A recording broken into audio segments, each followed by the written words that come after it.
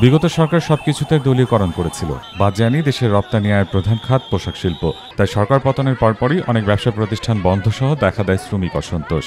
এক বেক্সিমকো গ্রুপের 16টি প্রতিষ্ঠান বন্ধ হয়ে গেলে চাকরি হারান 50 থেকে 60,000 শ্রমিক। ব্যাহত হয় পোশাক রপ্তানি। তবে রাজনৈতিক স্থবিরতা ধীরে ধীরে ফিরে আসতে শুরু করায় সে অবস্থা থেকে ঘুরে দাঁড়িয়েছে দেশের পোশাক খাত। বাড়ছে অর্ডার এবং রপ্তানিও। বর্তমান প্রেক্ষাপটে garments business is doing well actually. শ্রমিক অসন্তোষ কাটিয়ে আমরা কয়েক মাস এখন পিসফুলি ফ্যাক্টরি চালাচ্ছি।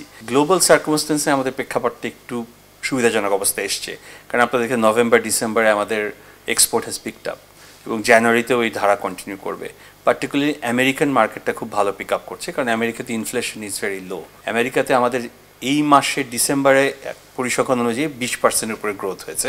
শ্রমিকদের দাবির প্রেক্ষিতে ন্যূনতম মজুরি বোর্ড পোশাক শ্রমিকদের বার্ষিক ইনক্রিমেন্ট আগের 5% থেকে বাড়িয়ে 9% করেছে। অন্যদিকে আন্তর্জাতিক বাজারে বাংলাদেশের পোশাকের দাম কমাচ্ছেন ক্রেতারা। এরই মধ্যে নতুন করে গ্যাসের দাম বাড়ানোর সিদ্ধান্তে উদ্বেগে ব্যবসায়ীরা। And then international media like Indian press কিন্তু বাংলাদেশের এগেনস্টে কনস্ট্যান্ট ক্যাম্পেইন চালিয়ে যাচ্ছে যে বাংলাদেশ ইজ নট স্টেবল, এইটা হচ্ছে সেটা হচ্ছে, দাঙ্গা হচ্ছে, হাঙ্গামা হচ্ছে, উইচ ইজ নট ট্রু। আমরা এটার জন্য বায়ারদের সাথে ফাইট করছি, বায়ারদেরকে বোঝানোর চেষ্টা করছি, but there is a perception in buyers mind the Bangladesh is not quite stable. তো এই একটা ভাবমূর্তি আমাদের প্রবলেম আছে। Bank interest rate is high, fiscal policy is tight. এইগুলোর মধ্যে কোনো ব্রেক না দিয়ে আবার গ্যাসের মূল্য বৃদ্ধি যদি করা হয়, it will be disastrous for the garment sector. তবে আগে থেকে ব্যবসার পরিবেশ নিয়ে সন্তুষ্টি প্রকাশ করেছেন বিদেশি ক্রেতারা।